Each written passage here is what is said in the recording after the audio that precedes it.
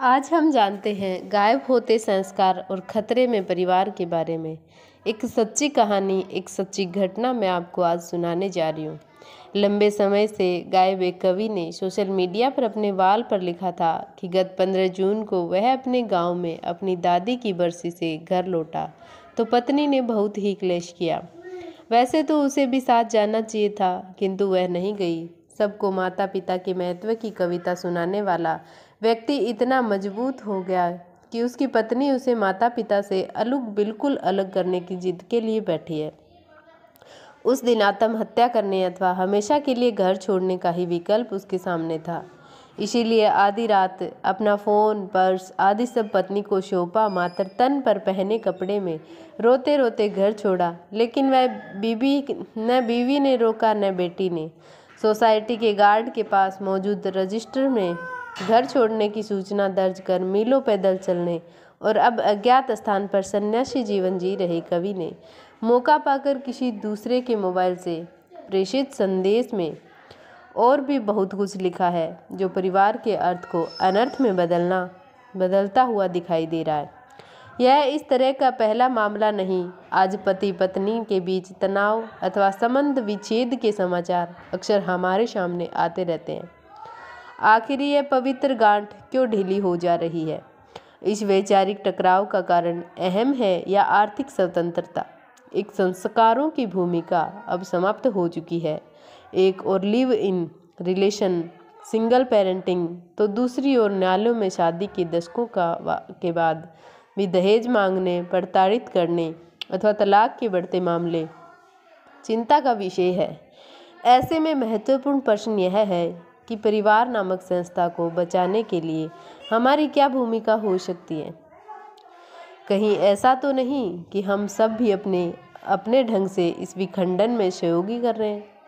यह सब जानते हैं कि परिवार का महत्व क्या होता है, लेकिन उनके अनेक बार हम अपने आत्म केंद्रित व्यवहार को नियंत्रित नहीं कर पाते, तो झूठे अहम और अनेक मामलों में बढ़ते बच्चों को लेकर मतभेदों के चलते हम स्वयं को एक ऐसे धरातल पर पाते हैं जहां विखंडन का अक्षणीय विजय बोध तो हो सकता है, लेकिन परिवार के प्रत्येक सदस्य को दीर्घकाल तथा उसका दुष्प्रभाव झेलना पड़ते हैं।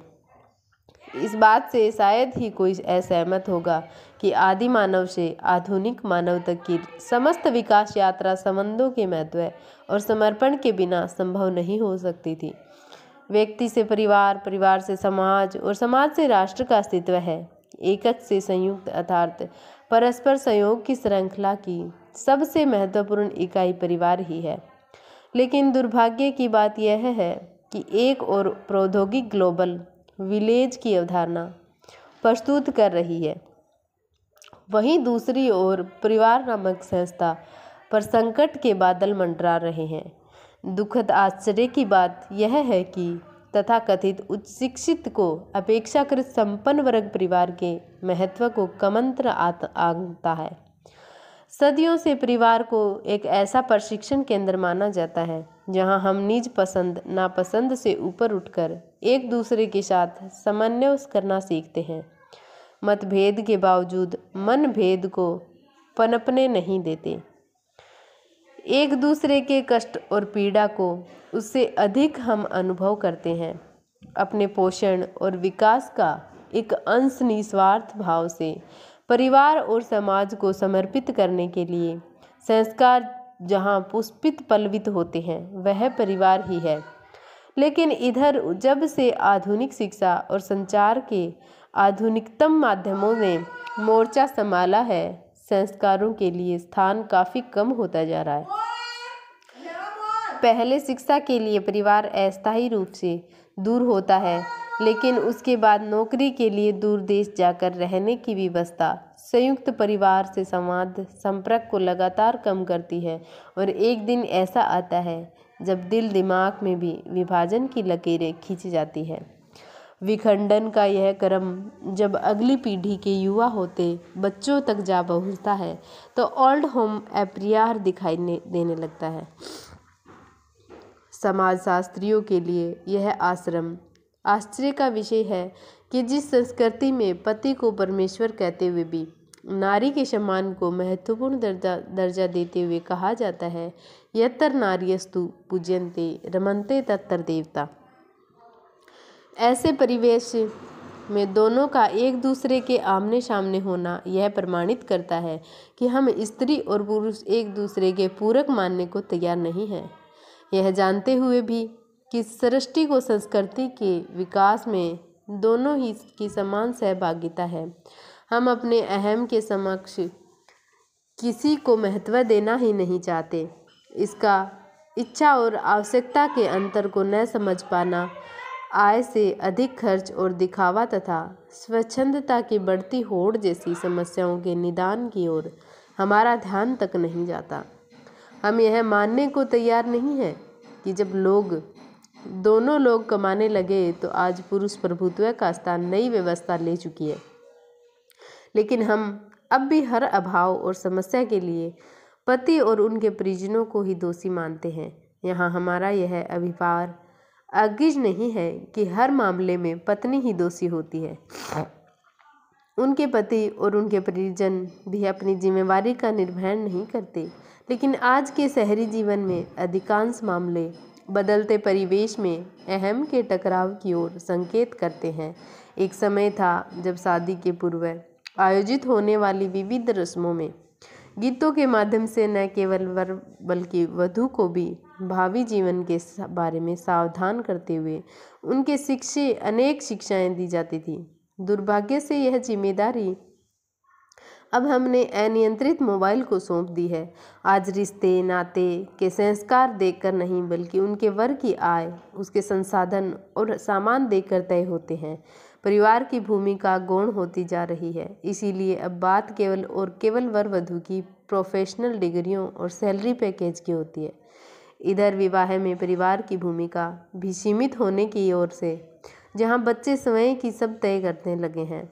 इधर अपने परिजनों की हर कमी को बढ़ा चढ़ा प्रस्तुत करने और ससुराल पक्ष पर कुर्बान होने वालों की संख्या बहुत तेजी से बढ़ रही है। ये लोग पहले मकान, वाहन आदि सब पत्नी या ससुराल पक्ष के नाम कराते हैं ताकि अपने परिवारजनों से छुपाया जा सके। बाद में जब वे हावी होने लगते हैं तो बात मन भिन्नता, टकराव और विखंडता तक पहुंच जाती है। वैसे तो पति पत्नी में मत भिन्नता कोई नई बात नहीं है, ऐसा सदा होता रहा है, लेकिन उसका टकराव की सीमा पार करना जरूर बढ़ता जा रहा है। यह कोई आश्चर्य नहीं है कि मायके वालों का हस्तक्षेप और महत्व बढ़ रहा है। दूसरे पक्ष की अनोखी अनेक हस्तक्षेप और बार अपमान तक जा पहुंचती है। अगर पति स्वाभिमानी नहीं है तो परिवार चलता रहेगा, लेकिन जहां एक सीमा के बाद पति का धैर्य समाप्त हो जाए, वहां घर की बात चार दीवारी की सीमा को लांघ कोर्ट कचहरी तक जा पहुंचती है। आमतौर पर बच्चों को झुकाव माँ की ओर होने से भी पति स्वयं को अपराध बोध से ग्रस्त पाता है। समाजशास्त्रियों के मतानुसार टीवी चैनल ऐसे वातावरण के निर्माण में बहुत ही बड़ी भूमिका निभा रहे हैं। दिन भर सास बहू के झगड़ों और अवैध संबंधों को दर्शाते धारावाहिक इस विखंडन को घर घर फैला रहे हैं। दुखद बात यह है कि हम इसे समझने को ही तैयार नहीं है। इसी बीच टीवी को बहुत पीछे छोड़ते हुए मोबाइल और सहज सुलभ इंटरनेट ने अपना शिकंजा कस दिया है। कर्तव्यों की चर्चा कहीं नहीं है। बात होगी तो केवल अधिकारों की और कानूनों की, जबकि हमारा सर्वोच्च न्यायालय भी अनेक मामलों में कानून के दुरुपयोग को स्वीकार कर चुका है। क्या आपको नहीं लगता कि इस स्थिति के लिए विदोषी हम भी हैं? हमने अपने बच्चों को एक से बढ़कर एक संसाधन सुविधा तो उपलब्ध करवा दी है, लेकिन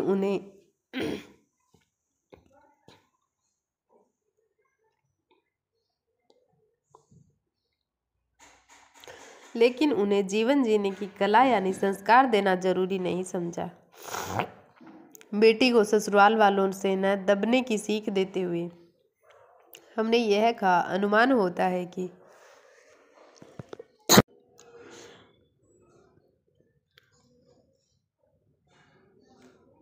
बेटी को ससुराल वालों के से न दबने की सीख देते हुए हमें यह कहा, अनुमान होता है कि हमारी बहू भी यदि यही संस्कार सीख कर आई तो हमारे परिवार का क्या होगा।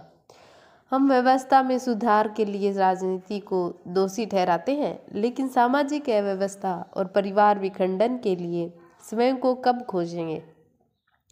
हम कब समझेंगे कि जियो और जीने दो जैसे सुसंस्कारों का महत्व है। क्या परिवार की शांति को खतरे में डालकर विश्व शांति की कल्पना संभव है। क्या हम जानते हैं कि अशांत परिवारों के बच्चों के पथ भ्रष्ट होकर अपराधी बनने की संभावना अधिक होती है।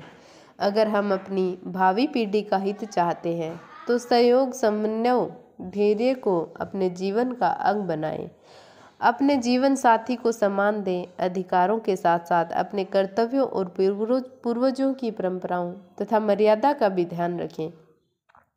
पति पत्नी एक दूसरे की मजबूरी नहीं, जरूरत बने। ध्यान रहे, इस महत्वपूर्ण संबंध को आप हर समय बराबरी और लाभ हानि के तराजू पर नहीं तोल सकते हैं। Thank you watching for video.